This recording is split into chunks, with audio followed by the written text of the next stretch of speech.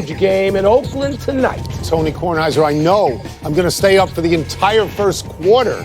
That's daring. All right, truth be known, did you like Oracle when you were back in your days of covering the NBA? Did you love it? Were you just, How do you feel about Oracle? Honestly, I have no particular sense of it whatsoever. I really don't.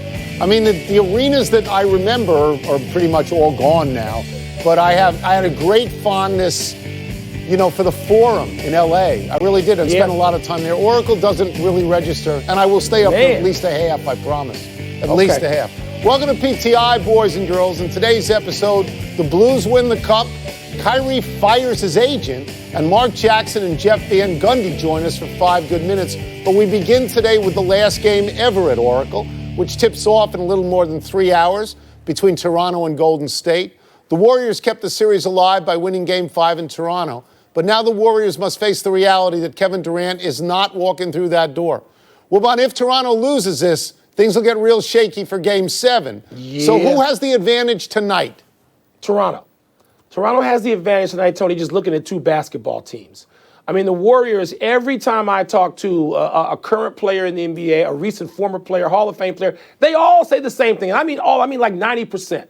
They say, look, these people are decimated. And at some point, you're not the same team anymore because you're tired, you don't have the firepower, the tank's on E. And that's what you hear, and I believe them. Because they all played the game between 5 and 20 years of people I've been talking to. I don't care about them. I care about you. Well, I don't care about them. I actually listen. I try to do some reporting. I know you're beyond that now. Listen to what do you think? Tony, I believe what they believe, that Toronto has the advantage. Now, do I think that Toronto is going to absolutely beat the Warriors 3 straight times, sweep them at home at Oracle, sweep them out of the arena? Right. No, I don't know that I can lay money down on that, Tone, so I'm going to give an edge myself personally. I'm going against everything I've heard. Good. And I'm going to say the Warriors tonight extend this thing to Game 7. They're going to find the firepower to do it. All right, so I want Golden State to win. I really like that team. I don't want them to win just to get to Game 7. I want them to win because if they were to win this series, given what has happened to them throughout the entirety of the playoffs, they would establish themselves as, this would be one of the great championship runs ever. No question. Because Kevin Durant played 11 minutes. All right? That's right.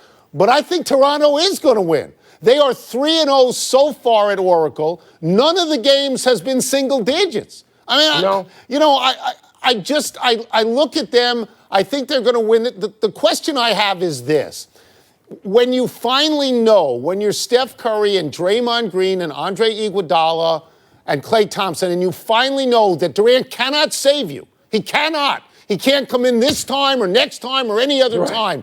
Is that good for you or bad for you? That's what I don't know. Well, it's certainly reality. The not walking through that door is reality. But I mean, Tony. did they get together? Did those guys get Tony, together and say, we can do this? Yeah, but they have to do it. Right. And so the question is there enough there physically? There's a champion's will. I agree with you. If they do this, Tony, it's one of the all-time feats in NBA history to me. If they get through this postseason, they got through Houston when so many people didn't think without Durant they could get through Houston. And if they get, then a conference final and now the finals. Yeah. I told you a week ago, and you poo-pooed it. I said to you, there's so much drama in this. This is just irresistible, all of this series, and you laugh, and now you have no choice. I'm waiting for, I'm sorry, you were right. No, I mean, look, I like to watch Golden State, okay? I've liked to watch them for 5 or 6 years now. I like to watch them. I think a lot of them. I just look at this particular game, and I wonder, to me, Toronto, they gagged in Game 5. That's over now. I think it's easier to win on the road. I do. So I think they're going to win.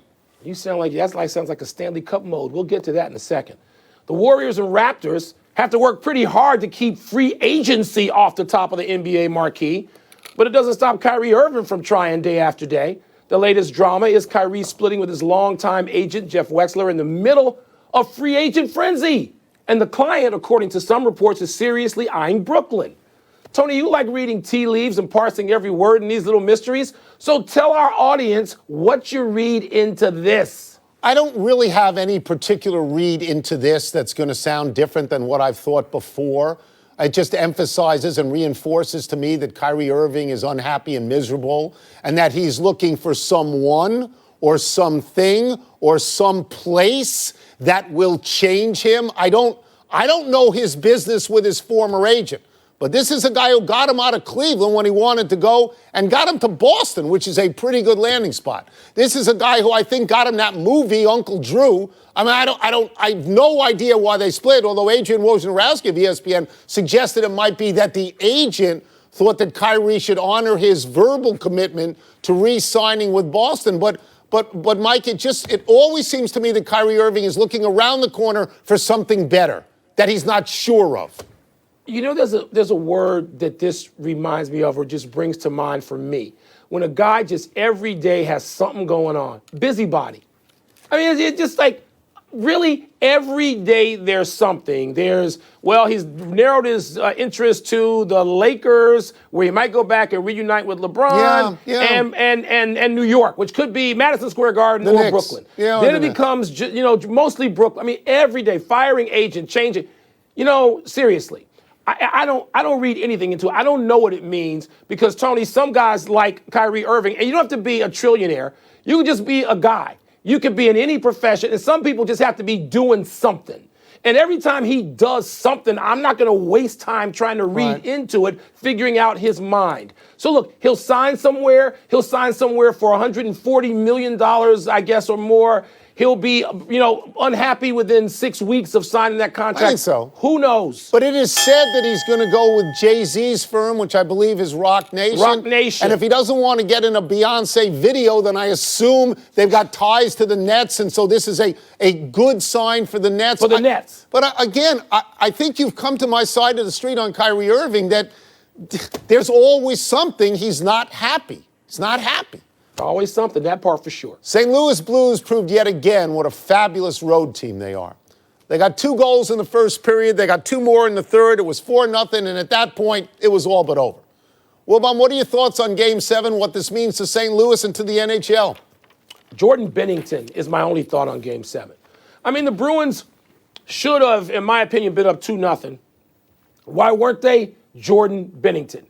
Now, I know people are going to say, well, Tuukka Rask didn't do his job. Tuukka Rask, to me, in my way of thinking, Tony, and I know Eddie Olczyk told us yesterday, he didn't think he would give up soft goals or give up 3 or 4. Yeah, he did, but I didn't think any of them were soft. I didn't think there was anything to blame Tuukka Rask about. Jordan Bennington was better. And in that sport, Tony, one player, goaltender, can disproportionately affect and impact the outcome of any game at any time, any series at any time against anyone.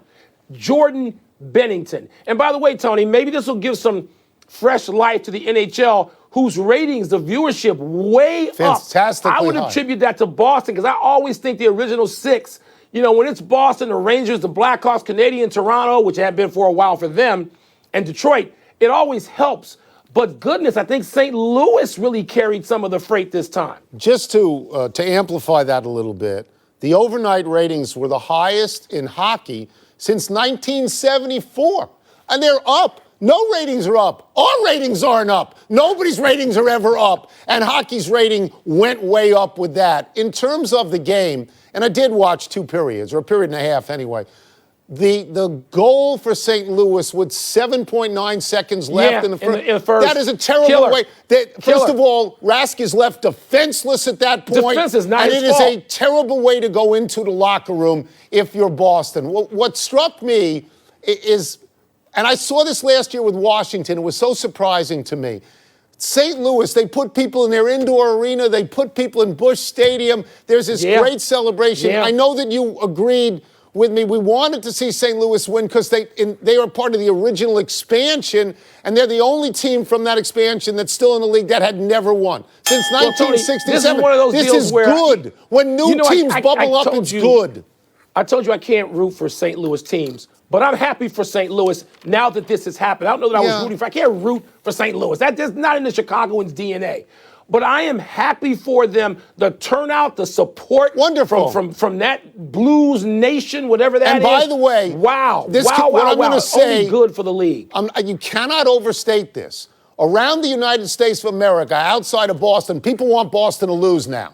They're sick of Boston. They got Boston fatigue. They don't care who wins. They just want Boston to lose. And the combination of Game 7 and Boston made that rating go up. It's great rating. Obviously, up 1974, that's like 7 years after expansion. How about this NFL story, Tony, which is going to include Boston? The Patriots, for a change, are filing charges against somebody else. The champs are alleging that the Houston Texans played footsie at a ring party with Patriots personnel exec and Belichick confidant Nick Caserio.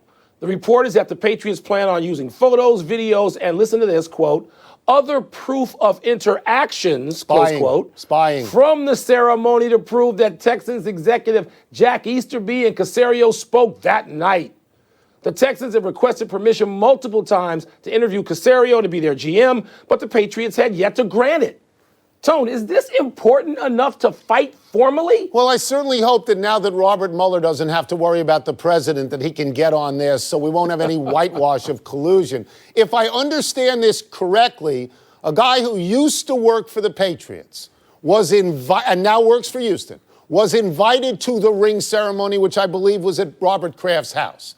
At that ceremony, he sidled up to and had some conversation, I guess, with somebody who continues to work for the Patriots. And then shortly thereafter, if not the next day, Houston fired its GM and would like to offer the job to this particular fellow. Now, maybe that's tampering. I think it's smart business, but maybe that's tampering. I don't know.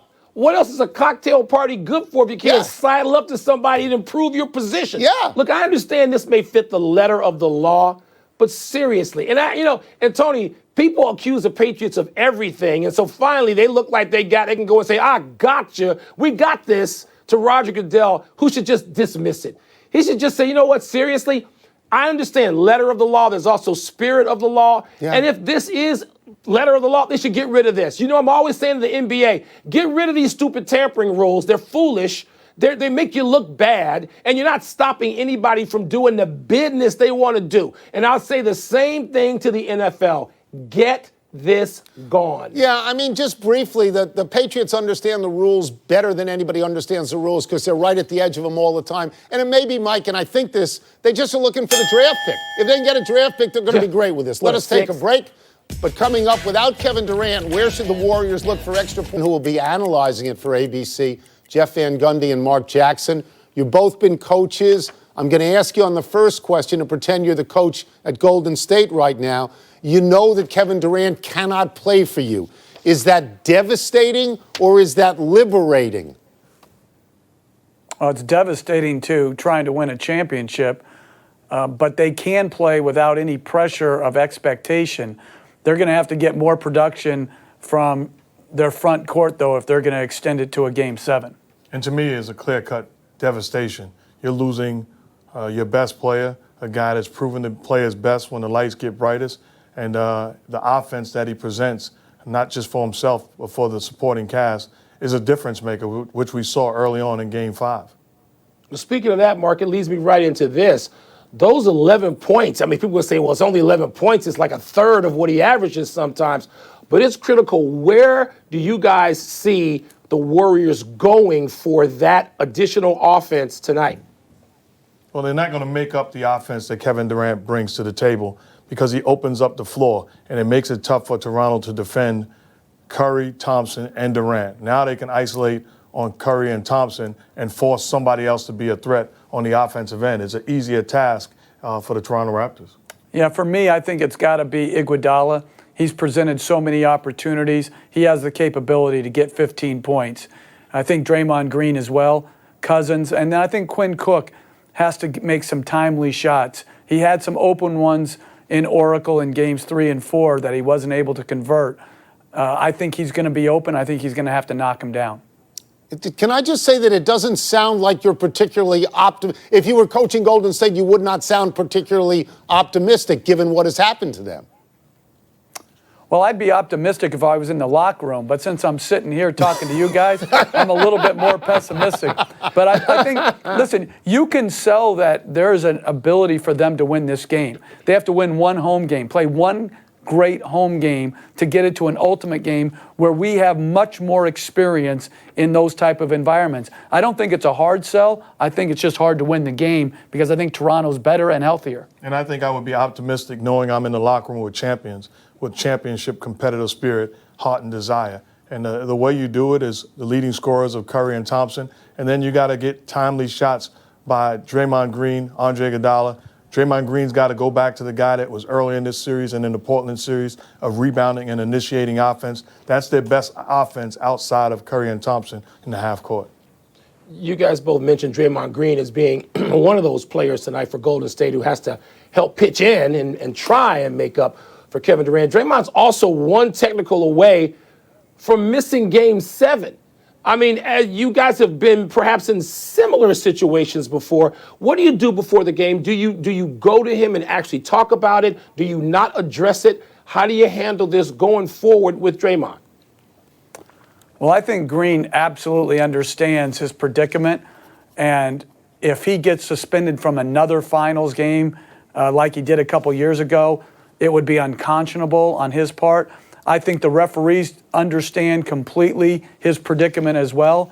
The last thing you'd want an official to do is hit him with an unwarranted technical that would then have to be rescinded. So I think it's critical that Green play with emotion and passion, but not leave it to fate whether an official thinks he crossed the line. I think it's important to have a conversation with him prior to the game and even yesterday. And it's a one-way conversation, meaning you understand what's at stake here. You're too valuable to this basketball team moving forward and trying to accomplish our goals as a championship team this year. And it's important for you to conduct yourself and don't allow a referee to be in position to hit you with a technical foul. Let's act like pros and let's take care of our business. I will get you out of here on this. Earlier, I asked you to look at a question in terms of being a coach at Golden State. Now pretend you're the coach at Toronto. If you're coaching them, what do you tell them? Before they go out on the floor, what are you telling them in the locker room?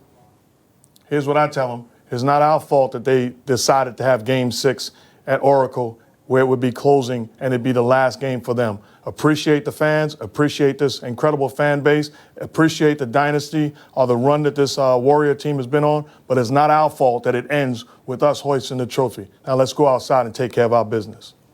And if I was in there with him, I would have just said, amen. Let's go do it. Thank you very much, guys. Appreciate it. Thank you, guys. See you soon. Thank you. This is what happens when you have New Yorkers on the show, Wilbon. It's good. You can catch pregame coverage after PTI right here on ESPN, followed by NBA Countdown at 8:30 Eastern on ABC and the game at 9. Let us take one last break, but still to come. Could the Patriots have found a replacement for Gronk? Kemba Walker, Tony. Don't forget about Kemba. Says he might take less to stay in Charlotte. You'd all